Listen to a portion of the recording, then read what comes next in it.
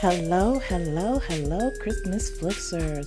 Welcome back to season 5 of Chicks on Christmas Flicks, where we can never have too many Christmas movies. We can only have not enough Christmas movies. Hey everybody, I'm KL Brady. Happy New Year. I know, I'm so late. But can you believe we made it through the 2024 season? So where have I been? It's crazy. So during Christmas, I was on Christmas vacation for a couple of weeks, and it was a much needed vacation. I was mentally and physically exhausted. I spent really my entire vacation, quote unquote vacation, right? Refreshing my kitchen and continuing with my season of, decluttering and organizing and everything. And honestly, I wanted to feel better in my house. It's the bottom line of it all, right? It's just, I wanted to feel better. I wanted to feel good in my house. And I didn't, because I just felt like there were so many little projects and things that needed to be done to get me to the point where I felt comfortable.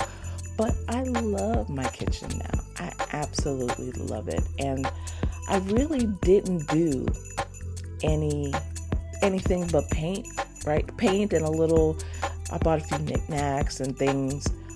Made myself a little coffee bar. I did little things around the kitchen, I think, that, helped with the aesthetic. But overall, the big thing I did was paint. And I mean, that was paint after my disastrous attempt at retiquing, right? I also installed a peel and stick backsplash. I used the same hardware, so it didn't really cost me a lot. I made that new coffee bar.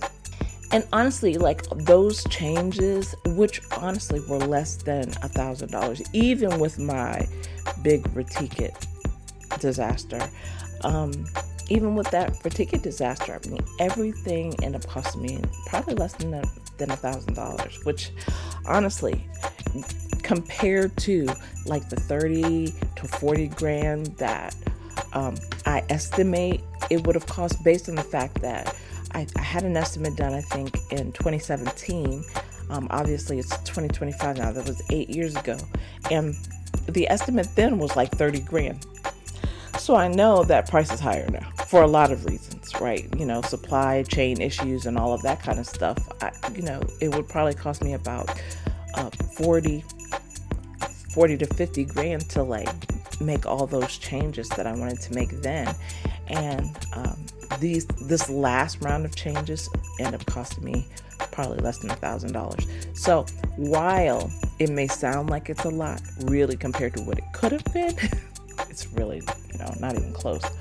So I've gone from dreading my kitchen and passing through there when I only have to, and kind of walking by it with one eye closed because I don't want to see it, to actually wanting to go in it, stay in it, cook in it, keep it clean, keep it organized.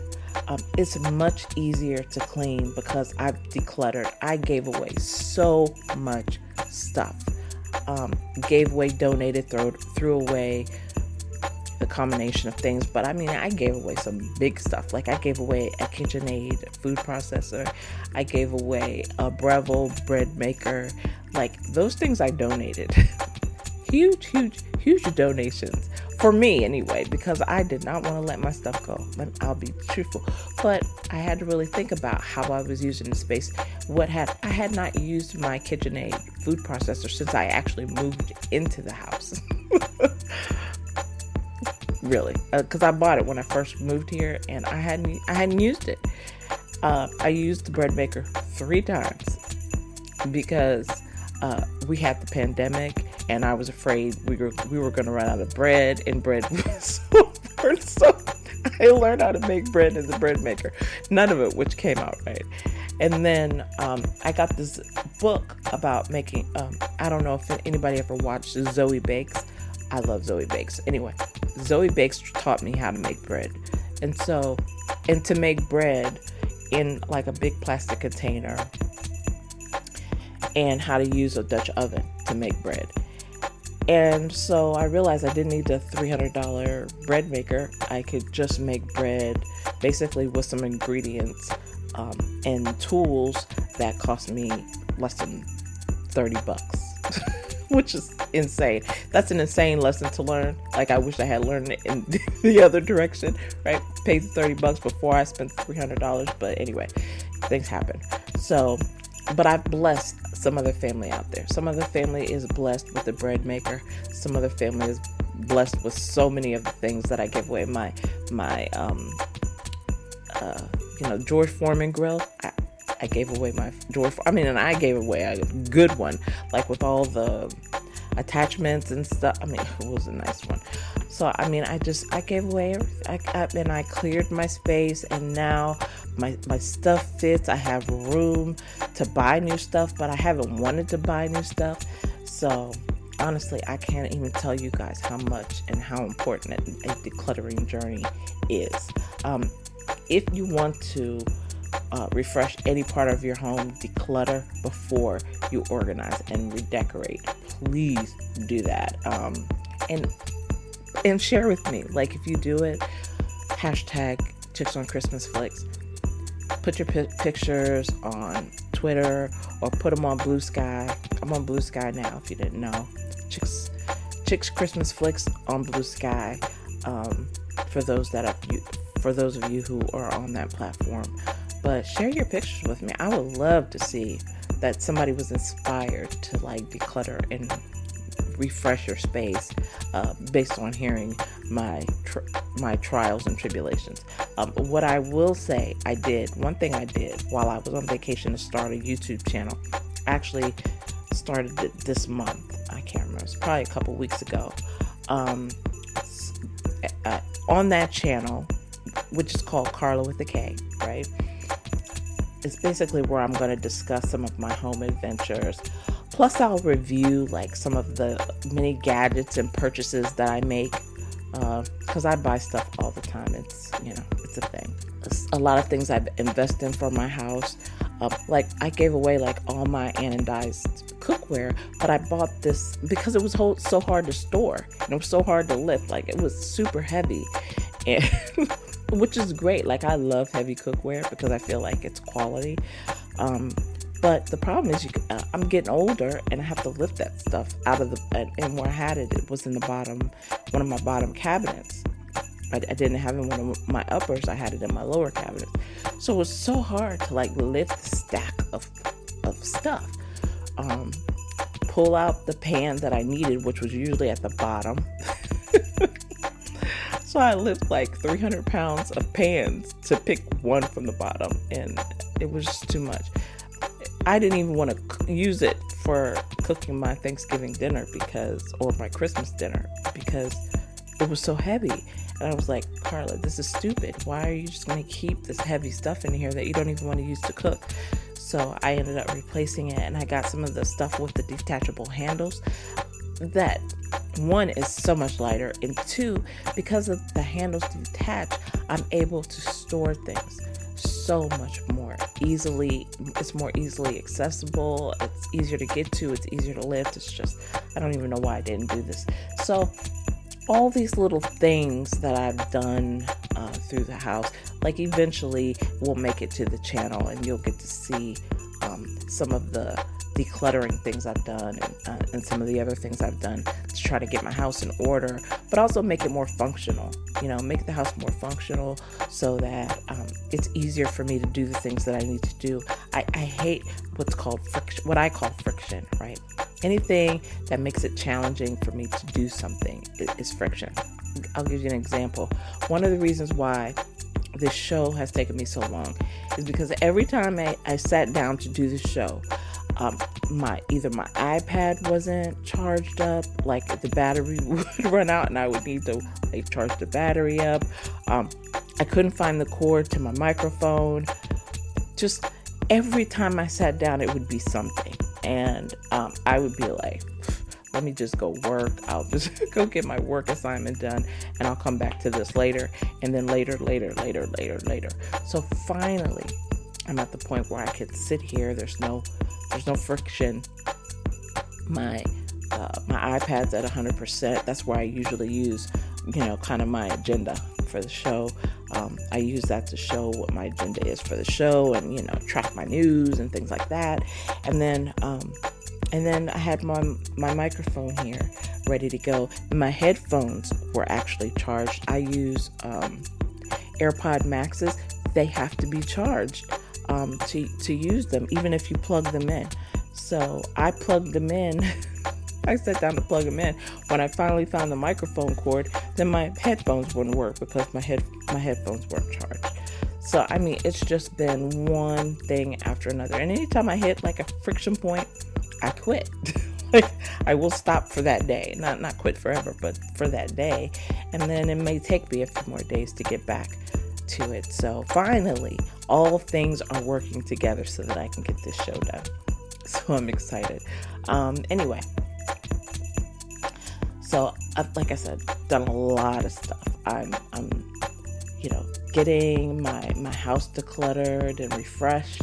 I've been reading my Bible and daily devotions. I don't know if you guys read Jesus Calling, but that's my to read every day. I have the day-night version, so I sometimes I read it. A lot of times, let's put it this way, I'll read the day and night in the morning because I know my evenings are just going to be shot. It's just how my life goes, right? So I get all of the reading done in the morning, even though you're supposed to read in the day and at night before you go to bed. But I read it all in the morning, like at 5 o'clock in the morning, I'm up reading before I get started with anything. So my plan was to get up, read my devotions, then do my writing in the morning, have a slow morning where I go downstairs, have my latte or my tea or whatever, and go to work. And then after work, go to the gym. And then after the gym, come home, get a shower, get into bed, and sleep better because I've exercised. So that was my whole New Year's resolution thing. I've done that exactly 0 days so far. I'm going to get better as it gets warmer. We had the snow and, I have all the excuses. But I am going to get better at doing exactly that over the next few months. So I just got to work my way into that. And then what else have I got going on? Oh, and then I'm starting my next Christmas book. So I have 2 books but a book came to me in a dream. A book idea came to me in a dream. Well, kind of a dream. Like I was kind of in a dream wake state and the idea came to me and I was like, oh my God, that's my next Christmas book. So I am in the process of getting that outlined and everything. You guys are going to absolutely love this. So I have the title in mind. I'm not going to tell you now. And I also have an idea for the cover. So once I get the cover and the title done, then I'll put it up for pre-sale and you guys can get it. But I'm going to tell you, this is going to be one of those books. Like what I consider my 12 Days of Christmas, which is my really Christmassy, lovey, romantic-y book. This is going to be the 12 Days of Christmas. Anyway, so I'm excited about getting back into writing mode. Really, I've been out of it for 9 months, not writing, really kind of focusing on getting my life together, outside of the writing with the decluttering and the organizing and stuff, so that I have the space for the creativity, right? That I don't have these friction points in my house that prevent creativity, right? So now, I think between that and my workload will be a little more conducive to allow me to focus. And then at the end of the day, what it comes down to is the podcast, right? So I've told you guys I'm never going to stop doing the podcast. There may be lulls between episodes sometimes, but I'm never going to quit because I love Christmas movies. I love Christmas movies so much. And anyway, speaking of Christmas movies, I have so much to talk about today. First of all, I've got to talk about the end of the countdown to Christmas season, the 2024 Christmas season, stuff I watched, all of that kind of stuff. I've got loads of news.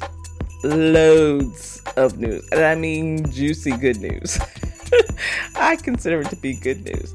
So you have to stay tuned for the Ho Ho Ho Holiday Headlines edition, because this week it is really, really, really good. I have so much good news. And like I said, I have a load of recaps and reviews to talk about on the show today.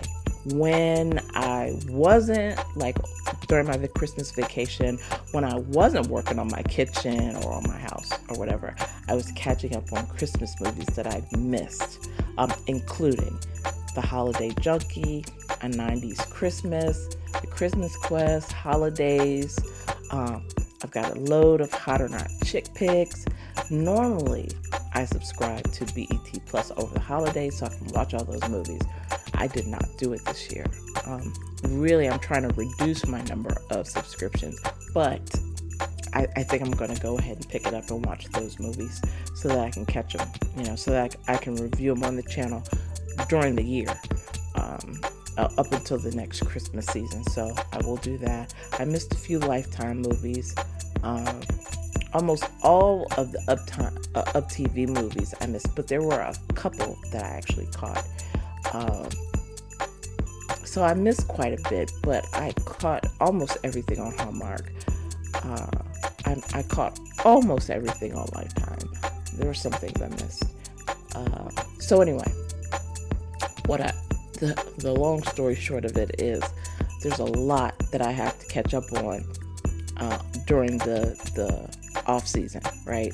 From now through October, and hopefully I'll get to do a lot of those little things interviews and things that I wanted to do before that I haven't been able to do. Hopefully I'll be able to set those things up this year.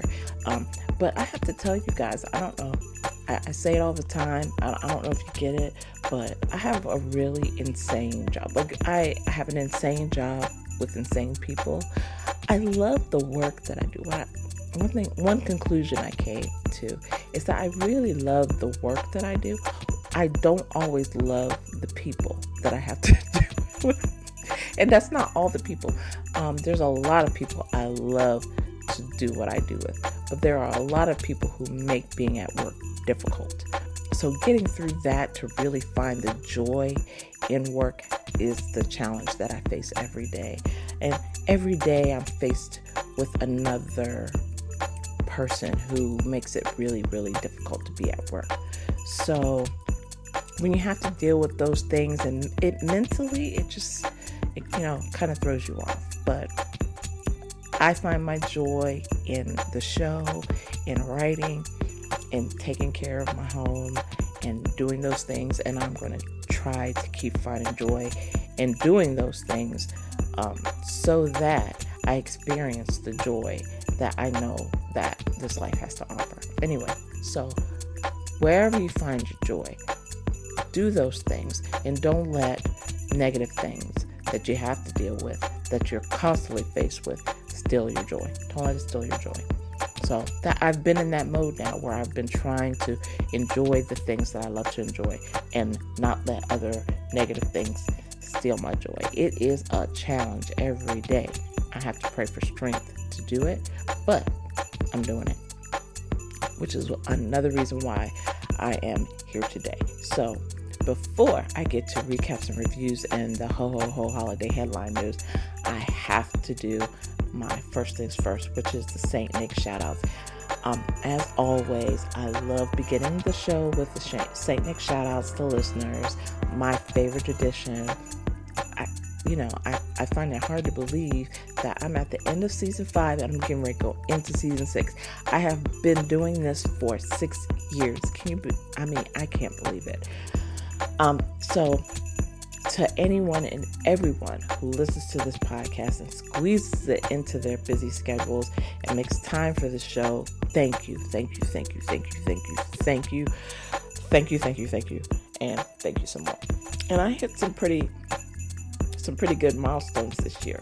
So for listeners tuning into the show, which I'm really excited about, but like I said, if I only had to do this show for one person, if I knew that one person was out there listening, I would do it for that one person. That's how much I love to do the show, and I love Christmas movies. All right. So today, we're going back to the short versions of the St. Nick shout-outs. I'm going to give some big love to 5 listener locations this week who have been checking in over the past few weeks that I've been out, and that I've been focused on decluttering. Remember, I don't know who you are, but I know where you live. Number 1 is Kitchener, Ontario. Kitchener, Ontario, thank you for joining the show. Number 2, North Liberty, Iowa. North Liberty, Iowa, thank you so much for joining the show. Number 3 is San Jose, California. Thank you for joining, San Jose. Love you. Number 4, Detroit, Michigan. Love you, love you, love you, Detroit, Michigan. Except for when my Commanders went to Detroit and put on the show that I was not expecting to see. I'm sorry, but I'm not sorry. But aside from that, because I'm a Washington, D.C. girl to my heart. I was born in Washington, D.C. I cheer for everything Washington, D.C. So, I cheer for the Commanders. That's my thing. Just like, Dan Campbell is taking that. Your Dan is taking, the Detroit Lions upward. So my Dan Quinn, is taking the Commanders upward. So I hope nothing but success for both of the Dans, except for when our Dans face each other, in which case I root for my Dan over your Dan. Anyway, and then I have number 5 on my list, Washington, D.C., my hometown. Shout out to whoever is listening from Washington, D.C. Thank you for tuning into the show. So glad to have you here. All right. So now it is time for the ho holiday headlines. So first of all, a couple pieces of interesting news. One is Christopher Polaha. I don't know if you guys have read, but Christopher Polaha has had a ridiculously rough year. He's faced some serious challenges, including like his kids going off to college, just dealing with rough family stuff, and you would never know it. You would never know it by how he engages with people on Twitter. You would never know it by how he puts on his performances during the movies, like the Christmas Quest, which I finally did get a chance to watch, by the way. So I just want to say a shout out to Christopher Polaha, who is like one of my husbands. Like, I have a ton of husbands. And he's one of them. He's one that I count among them. So anyway, shout out to Christopher Polaha. My prayers to you and your wife and your family. I really hope that this year, 2025, turns around for you, and that you have a much less bumpy year than 2024 was. I really do. Number 2 on my list is John Reardon. Now, listen, I did not know that John Reardon was married to, I think it's Megan Rory. Is that her name? Ori? It's not Rory, it's Ori. The one from Chesapeake Shores, right? So, I did not know they were married, but I also did not know he had cancer. Can you believe he had cancer? I did not know he had cancer. I want to say it was like throat cancer or something. So many people I've heard about, like Randy Moss. I don't know if you know Randy Moss, if you keep up with football, but he had like prostate cancer and he's recovering. But so many people I've heard this year just have had cancer. It's terrible. Cancer has taken so many people in my family, including my mom. My uncle most recently this year passed away from from pancreatic cancer. My grandmother passed away from pancreatic cancer. My grandfather passed away from prostate cancer. My other grandfather passed away from prostate cancer. Like, cancer's been just insidious in my family. So anybody who deals with that, my heart goes out to you. So my heart goes out to John Reardon. He's doing Hudson and Rex on a TV, but he did do a Christmas movie this year, which I think I talked about in the last episode. Anyway, so prayers out to John Reardon. So now let's get to some news. Okay. So let me tell you something. I saw this coming. I don't know if you saw it coming, but I saw it coming. So one of the articles that I found was the Hallmark firing, quote unquote, no one saw coming. I saw this coming. I saw it coming if things were what I thought they were. Anyway, so I don't know if you heard, but Lisa Hamilton Daly, the Crown Media Family Network's former executive vice president of programming, was let go after her position was eliminated. So her position was eliminated and she was fired. Now, I don't know if you remember the story that I told you about. I want to say her name. She was Penny Perry. I want to say her name is. Penny Perry was one of the casting agents for Hallmark movies. I've seen her name on multiple, like a lot of Hallmark movies over the past, I would say, like 5 to 10 years, right? Anyway, she sued because it was reported that Hallmark basically wouldn't accommodate a disability that she had. And then, so when she came out in her lawsuit, basically she felt it was age discrimination. And basically she came out in this lawsuit and she said,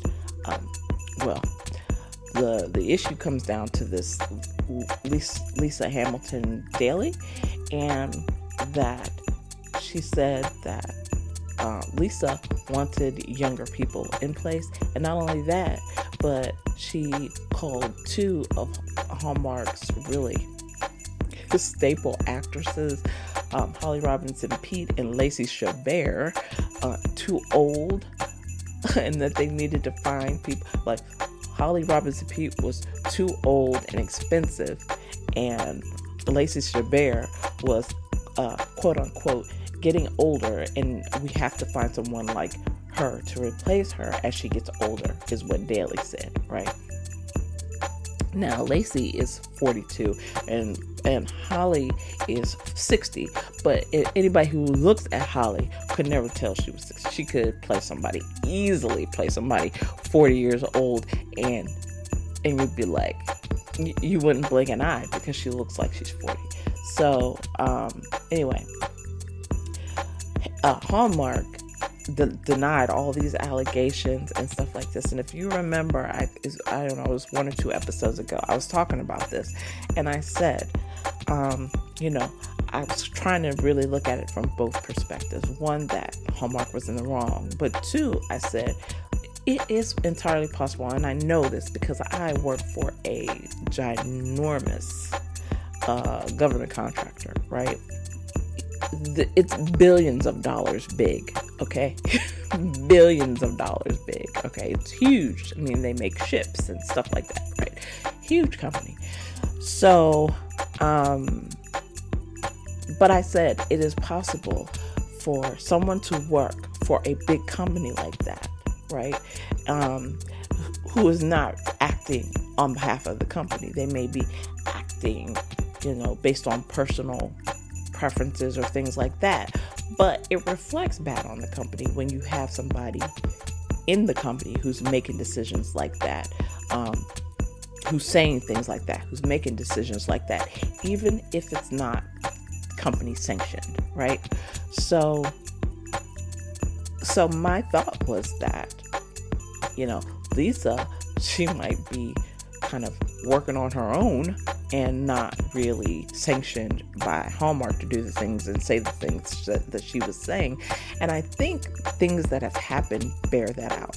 The first thing is Lisa got fired. Now, her job was eliminated, is what they say.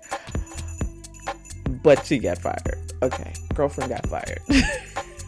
And I'm not laughing because it's bad. It's bad when people are out of work. I'm not saying that. But what I'm saying is, if she said the things that things are alleged that she said, if she truly said those things and had those emotions and feelings and said and communicated those things and didn't give accommodations like that, I'm sorry, I just don't have a whole lot of sympathy for her position. And things that have happened kind of bear out that she didn't, that she said exactly those things. So first of all, she's no longer at Hallmark.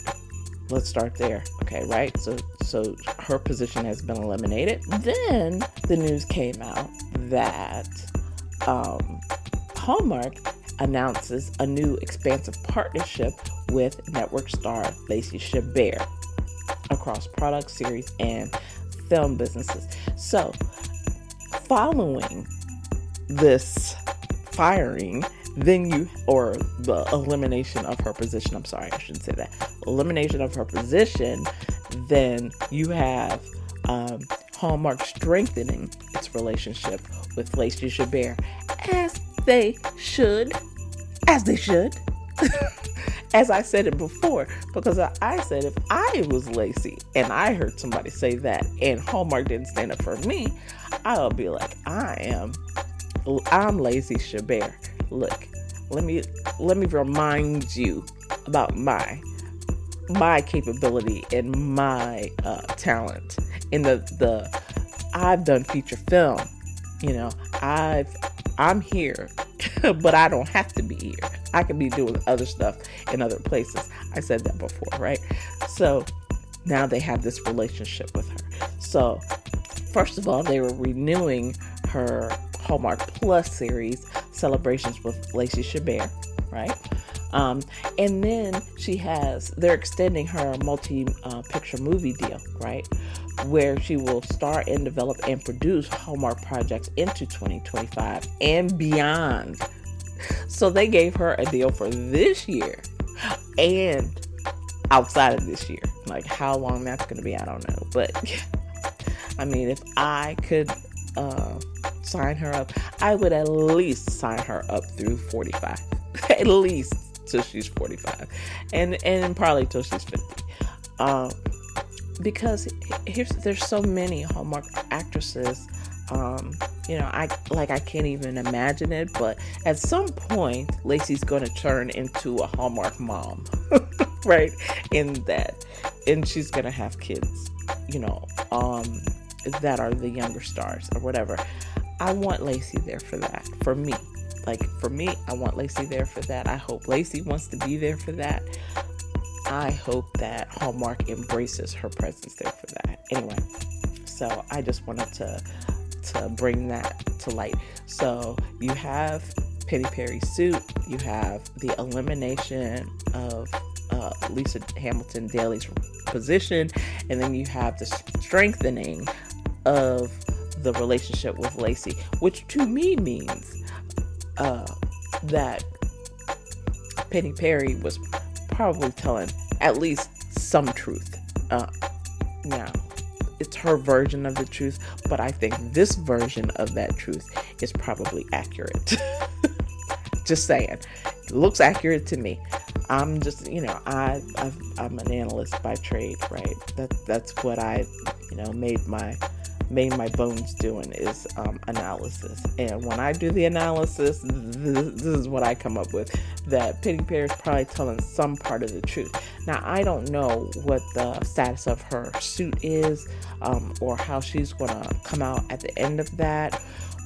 Again, my big thing is if the accommodations will allow her to keep doing her job at the same level and that there's not going to be any dip or whatever, just give her the freaking accommodations. You hired her when she was like 70. she was 70 years old. So it wasn't like you hired her when she was 20 and you hired her when she was 70. So give her the accommodations and go on with life. That's what I would do personally, especially now that Lisa's gone, right? Kind of the source of that, you could say, we did the right thing here. We want to do the right thing by you. We're going to give you your accommodations. We're going to do whatever else you need, and then we're going to make sure that you stay. But as long as she's producing the way that she... Now, if you can show that there's been some degradation in her work, then that's a different thing. That's a different story. But if she can perform at the same level with the accommodations, give her the accommodations and move on with life, okay? Anyway, that's just my thoughts, my humble opinion, which means absolutely nothing because I have no impact on anyone. And my opinions are my opinions, and that is what it is. But that's where I'm coming from. Anyway, all right. So let's get down to the real business, which is the recaps and reviews, right? I want to get down to the recaps and reviews because there are so many recaps and reviews to talk about. Some of these reviews, some of these movies are now available on Hallmark Plus. Hallmark Plus is like the home of all the Hallmark movies, even when they're not in season. So all the countdown to Christmas movies that you watched or maybe you didn't have time to watch or anything. If you have Hallmark Plus, they've got them all on there. They've got like movies from like way back. There's a few movies missing that I've found, but on the whole, almost all the Hallmark Christmas movies are on Hallmark Plus, and you can find them. Now, if you can't find them like in a collection, then you can find them if you search, is what I have found. Okay, so even if they don't show up in one of the collections, if you do a search on the title, you will find the movie in Hallmark Plus in the app. So anyway, just wanted to say that if you haven't seen some of these movies, you can still check them out, at least on Hallmark. You can still check them out. I know Lifetime, they have a lot of their movies on demand, but if you don't, you can subscribe to the Lifetime app and you can get their Christmas movies. I don't subscribe. Most of them have been on demand, and I've caught them that way. Anyway, so let's get down to it. The first movie is The Holiday Junkie, which I loved. Okay, so Jennifer Love Hewitt, Brian Holiday. This movie, the premise of the movie follows Andy, who runs a decorating company with her mother. After her mother's passing, Andy navigates her first Christmas alone while trying to find love. So what I would dispute is trying to find love part. I don't think she was actually looking for this, the relationship to happen, that it's one of those magical things that happen as she was kind of going about her life. But, I always love movies where the character is dealing with the passing of the mother or a parent. I love those kinds of movies because I can empathize with those movies because of what the characters is going through is what I have gone through. So I was probably a little biased to this movie, but it's actually really good. And it's the first time that Jennifer Love Hewitt has been in a Christmas movie or any other kind of movie in like years. So, and I think she directed this one if I'm not mistaken. So, to me, it fired on all cylinders. So for me, this one got a 4.25 Christmas tree rating, which is, pretty high for me. Even now that the season over, I still think I keep it there at a 4.25. It's pretty good. Pretty good movie. Definitely one that if you did not get to see it during the season, that you try to catch it somewhere, like on demand or on the app in the off season, or you definitely try to catch it next year, okay? During the 2025 Christmas season. The second movie I want to talk about is A 90s Christmas, which was on Hallmark Channel. It starred Eva Bourne, Chandler Massey, Kat Burrell. Now, Kat Burrell and Chandler Massey, this is not their first time.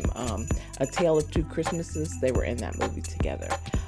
They seem to be a new pairing that kind of shows up sporadically through different movies, even if they're not the main characters. But anyway, the premise of this movie is, while celebrating her promotion alone on Christmas Eve, a workaholic lawyer is transported back to 1999 via a mysterious rideshare experience.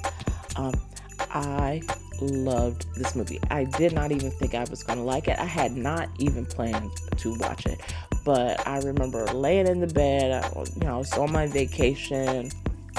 I was tired after one day. I couldn't get out of bed. I couldn't move.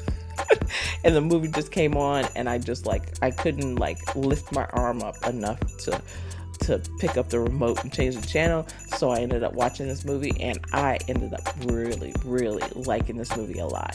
What I loved? I loved the acting, and I love Eva Bourne.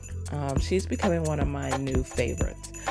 Eva has been in multiple movies.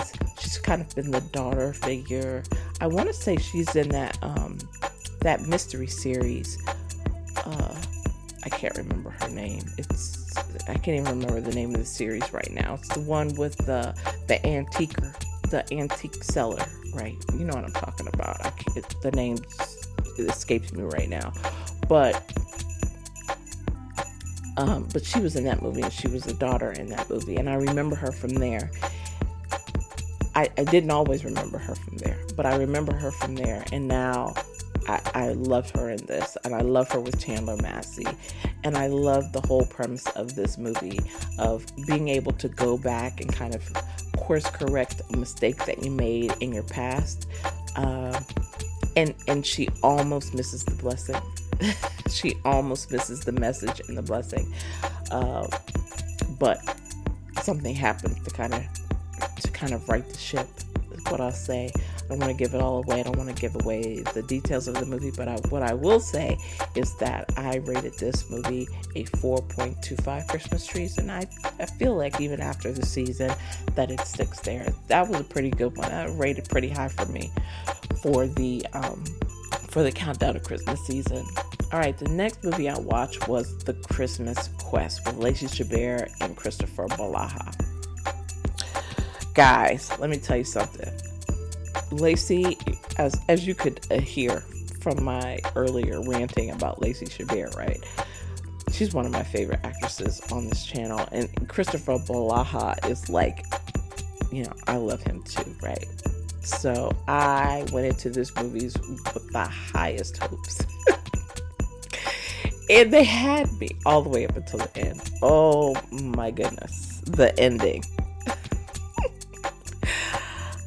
I don't even know what to say. The ending was like, what? It was like, you know what it felt like? Because I have been there sometimes. I have been working on a book so much, and I get to the end, and I'm exhausted, and I'm tired, and I just want to finish. So I rush through the last few pages because I'm like, all I want to do is get to the end. And I feel like whoever wrote this wanted just to get to the end. So the blame I don't really put on Lacey and Christopher. I really put it on the writers because they kind of rushed to the end. I feel like they really didn't think through a stronger ending. And it's that ending that really kind of makes this a little bit of a downer. So I rated The Christmas Quest 4.0 to 4.25 Christmas trees. So, now, is it something that I will watch again? Probably. But is this something that I'm going to put on my DVR and I'm going to watch time and time again over the Christmas, over the off season? No, it's not going to be that movie for me. Not even close. But if it's on and I don't feel like lifting up the remote control, I might watch it again. But it's not going to be one of those that I love to watch over and over and over and over again. All right. The next one I watched was a Holiday Touchdown, a Chiefs love story. So I have to tell you the story behind this. It starred Hunter King and Tyler Hines, two adorable actors, by the way. And then Ed Begley Jr. Like, I hadn't seen him in anything in like ages, and so it was really nice to see him in this movie. So the premise of this movie was Elena Higman, a diehard Kansas City Chiefs fan, and her family are competing to win the team's Fan of the Year contest in a process judged by the director of fan engagement, Derek, who is Tyler. For me, I gave this movie 4.0 to 4.25 Christmas trees. Again, one of those movies where I am not going to be like watching it time and time again. It's not something I would put on my DVR to watch over and over again. It's not even close to that. And I'll tell you a couple reasons why. One of the things that really kind of, annoyed me about this movie is the fact that everything was about the history of the family. When my grandmother was so-and-so age and we did this, and when my parents were this age, it was okay. If you do that once or twice in a movie, fine, right? But if it's like every other line is my history, my mother, my father, my sister, we did this, my grandparents did this, we sat here, we did this, enough with the history lessons already, okay? We get it. You have ties to your family's traditions. They beat us over the head with it with a hammer. And after a while, I had a concussion. I was like, I can't, if she tells one more story about this, I'm going to scream. And then she told one more story and I screamed. So I, honor Christmas traditions and family stories and all of this stuff as much as the next person, but I feel like this movie just beat me over the head with it, and it was just a little bit too much. Again, not so much an actor problem as it was a writer issue, right? And I feel like they just kind of went too far. I feel like they could have pulled about 5 or 6 of those family stories out, and you probably would have had a really, really wonderful story and a well-told story and a wonderful script. But they just beat you over the head with that, and it was too much. It was too much for me. I don't know. A lot of people might have loved it. I didn't love it, and I wanted to love it. Now, I didn't love that, but what I did love is this. Number 5 on my list of things that I watched towards the end of the season was Holidazed on Hallmark Plus. Huge star-studded cast, right? So basically you have, if you didn't see the promos, it was 5 families that live in this cul-de-sac, right? And the interaction between these families, and then the family's drama within its own family, to me, this was top tier. This was top tier. So, who starred in this? You had Erin Cahill, Naomi. I think her name is pronounced Naomi, although it looks like Noemi Gonzalez from Undercover Holiday. Dennis Haybert, if you remember him, you know the guy, all-star, the all-state guy, right? Then you had Holland Roden, 5 Golden Rings, Sir Darius Blaine, who was in Christmas on Call this year, Loretta Devine, she needs no introduction, Osric Chow, he was in Christmas at the Grand Dragon, and Lindsay Booth, if you're a Hallmark person, then you know who Lindsay Booth is, right? I don't need to talk about all the Christmas movies she's been in. But anyway, so what's funny though, I remember watching the Holiday Shift, which was a series on Roku, and I want to say that maybe it was out a year or two ago, but I loved that series. It was like a half an hour sitcom, really. Holidays was more of a dramedy, right? It was comedy, but then there was a lot of drama in it as well. And so it followed 5 families in Oak Bay, Oregon, who live on the same cul-de-sac as they deal with the joys and stress of coming home for the holidays. I can't even tell you how good this was. I binged watch. I think it's 8 episodes, and I binged watch every single episode in one sitting, and I wanted to watch it all again in the same sitting. It was so good. I don't know why they didn't put this on Hallmark Channel. They could have put this on, like they put, Finding Mr. Christmas on, right? Like they have Heartland on right now, or The Way Home.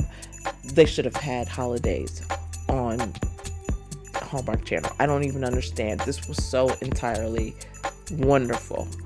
I know you want to draw people to Hallmark Plus because you've rebranded the whole thing. I mean, because I have Hallmark now. I had Hallmark Now. I still have Hallmark Plus. I'm still paying. It went up $10, I think. I'm still paying it. Whatever. We're gonna lose me with the change to Hallmark Plus. I don't think you would catch me with Hallmark Plus.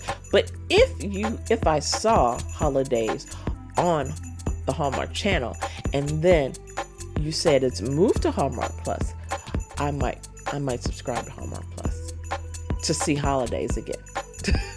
That's how good it is. 5 Christmas trees. That was my only perfect rating for any network, any movie this holiday season. 5 Christmas trees for me. Again, might not be for everybody, but for me, it was pitch perfect from beginning to end. There were some surprises, some good stuff, some things that you would never think you would see in a Hallmark produced series. It was fantastic. I loved it so much.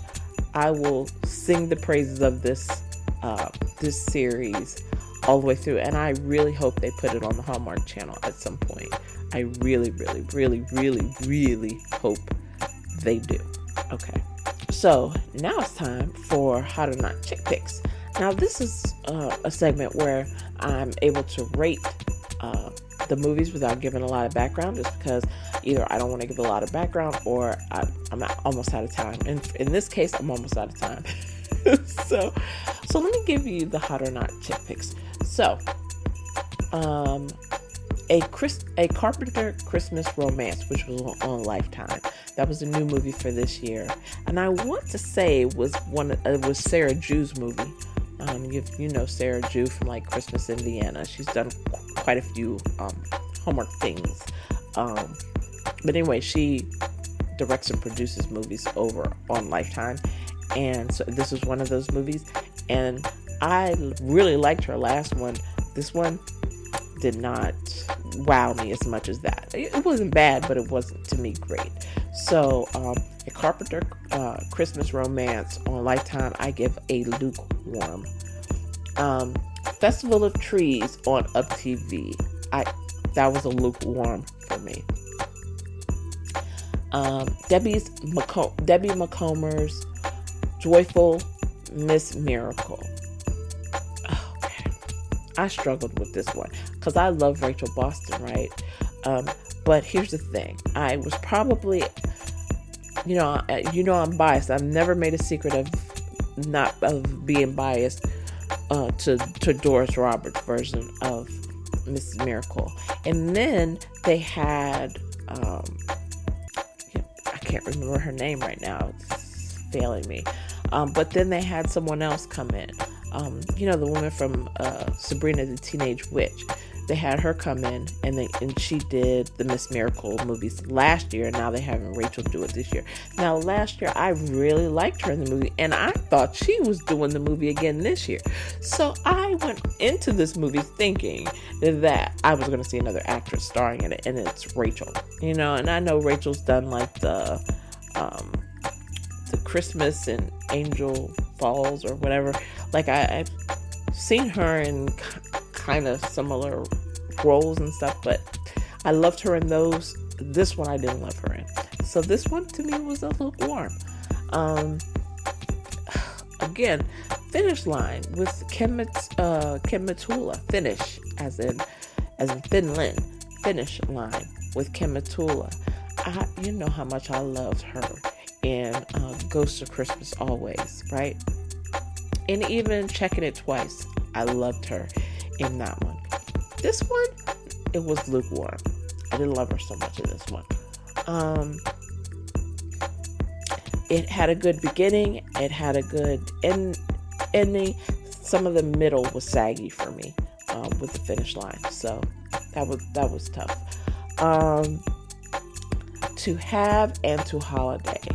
So if you remember this one, the Angel Falls movies. Remember the Angel and the Angel Falls movies? Well, that guy, the lead, plays a pastor in To Have and To Holiday, where his daughters get married, and he's like trying to run off the fiance because he doesn't really know him. It's kind of a last minute wedding kind of thing, right? So he does unpastorly things to try and run the son-in-law off.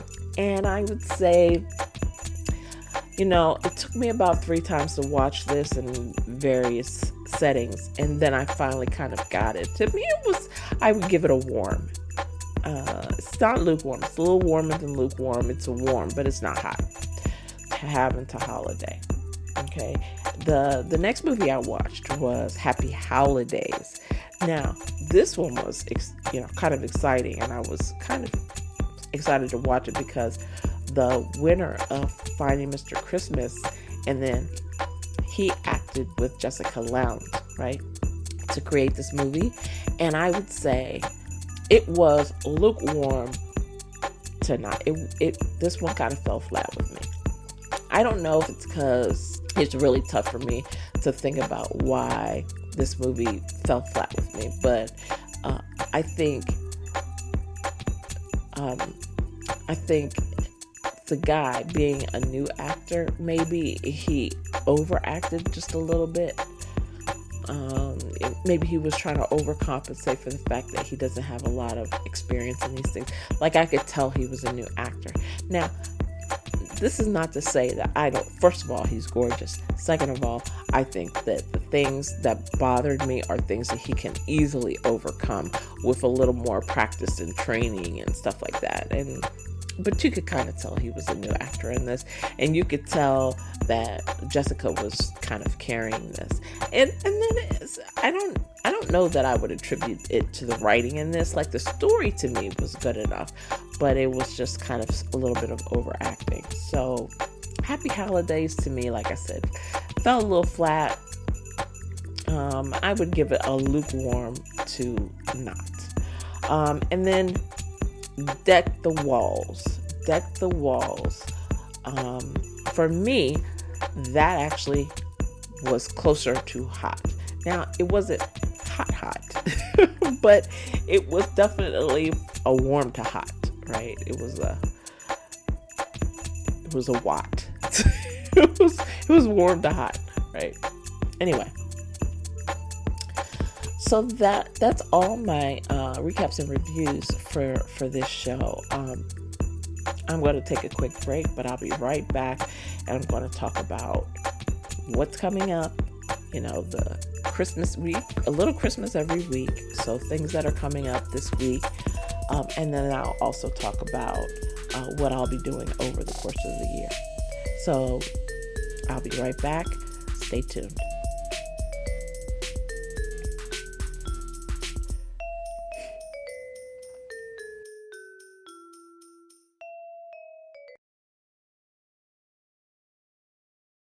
Now available for pre-order. Are you looking for the perfect romantic comedy to help you find your calling and renew your faith in Christmas magic this holiday season? Look no further than The Nick Before Christmas, a heartwarming story about one woman's journey to her second act and back to her first love.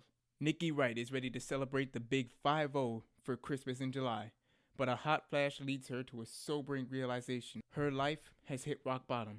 Her successes, the home, and the car feel empty. Her vision board has been a waste of time, her job is unfulfilling, and she's mulling over a proposal from Smith, who she's certain she doesn't like. The best day of her life spirals into the worst. During a near-death experience, a meeting with her guardian angel presents Nikki with an ultimatum.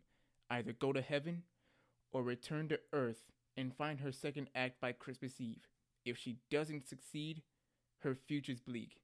Her life will be filled with days no better than the worst. With only a few months to make her dreams come true, can Nikki achieve her second act and rekindle an old flame with Jordan to have the Christmas of her dreams? The Nick Before Christmas delivers unforgettable moments of self-discovery and romance. It's an enchanting story of love, hope, and faith that will fill your heart with joy this Christmas season.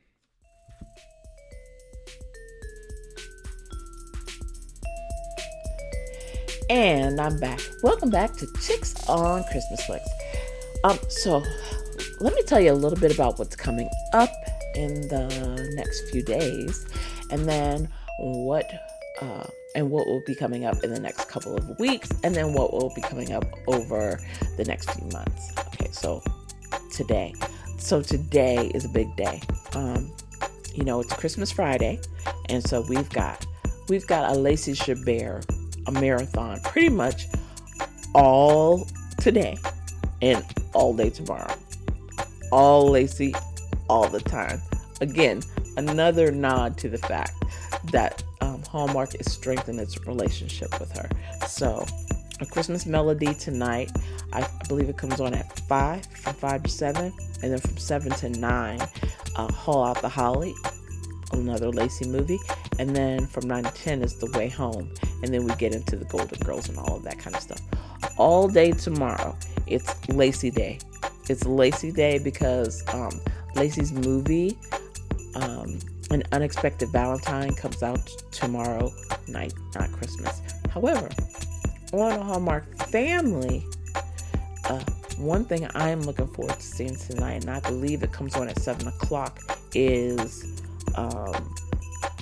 A Shoe Addict's Christmas. That I'm looking forward to watching. And then there's a movie before that. I want to say it's The Magic Stocking. So we have The Magic Stocking, and then we have A Shoe Addict's Christmas. So two movies I would consider Christmas classics on Hallmark Family tonight. So if you're gonna watch some Christmas movies tonight, I'm gonna be watching Christmas movies all the time. I think what I will do is watch like A Christmas Melody, and then I'll flip to A Shoe Addict's Christmas, because I've seen Haul Out the Holly like a gazillion times. And I haven't watched A Shoe Addict's Christmas in a while, so I might watch that. So anyway, I'm looking forward to that. Now, what's coming up? So next week, I'm going to have my top 10 to top 15 show. I think I'm going to make it a top 10 show because normally I do it with Hallmark 247, 347, I can't remember. I'm sorry. Brittany, I apologize. I'm having a senior moment. I can't remember. But I normally do that show with Brittany. But this year my schedule is just nutso, and it's just going to take me some time to pull that list together. And so hopefully I'll be able to get Brittany re-engaged for the 2025 season, right? So that she'll be in the previews, she'll be in the halfway mark movies, and then we'll have a wrap-up show next year. So Brittany, if you're out there listening, please stay tuned for that. I will reach out to you. But as you can tell, this year has been completely not so crazy. Okay, so so my top 10, 15 movies across all networks. I'll be doing that show next weekend for sure. By Sunday, that one will be posted. And then we'll move into season 6. Now, when I move into season 6, there's a lot of stuff that I haven't watched that I want to watch. Okay. One, I didn't see the best Christmas pageant ever. That movie was directed by the guy who does The Chosen, right? The Chosen is one of my favorite series. So I'm way looking forward to that. And then Christmas in the Friendly Skies, which was on Apple. One of my author friends was like a co-writer, I believe, on this, and then she even had a cameo in the movie. So I have to watch that. So Christmas in the Friendly Skies, BET Plus movies, like a ton of BET Plus movies. Pretty much anything that came out on BET Plus, I didn't get to see. I did not finish watching Finding Mr. Christmas, so I really want to finish watching the shows. I think I stopped on show 3, so I really want to get through the rest of those. Christmas on Cherry Lane, I fell asleep. Honestly, I put on the movies to watch all 3 of the Christmas on Cherry Lane movies in a row, and I fell slam asleep because I was doing all that stuff in my kitchen. So I really want to sit down and watch all the Christmas in Cherry Lane movies. So I have a ton of movies to get caught up on, which I will review periodically up until we get to Christmas in July. So I am way looking. So that's our next milestone, and I am really looking forward to the Christmas in July season. I hope something new comes out for Christmas in July. If you're listening, Hallmark, we're looking for a new movie, at least one for Christmas in July. All right. Anyway, so please stay tuned. Like I said, I'm praying I get myself together so that I can stay on top of the movie news for the 2025 season. And already a lot of news is coming out about movies that will be released during the 2025 season, which I will talk about in the next episode. So that's going to do it for today. Please stay tuned. Don't forget to check. Thank you to my music and show editor, Will B. He created all the custom music for this show. He's at Wildcard Music, and you can find his IG page in the show notes. Until next time, remember, at Chicks on Christmas Flicks, we can never have too many Christmas movies. We can only have not enough Christmas movies. Please don't forget to subscribe, leave a review on your favorite platform, and tell your Christmas movie loving friends about the show. Where can you find us? I'm so happy you asked. Podcast platforms: Amazon, Apple, Spotify, Google, iHeartRadio, and many, many more. You can see all the locations in the link at the show notes. You can follow the show on Chicks Christmas Flicks on Twitter, IG, and Blue Sky. Thank you for listening in, and I'll see you next week.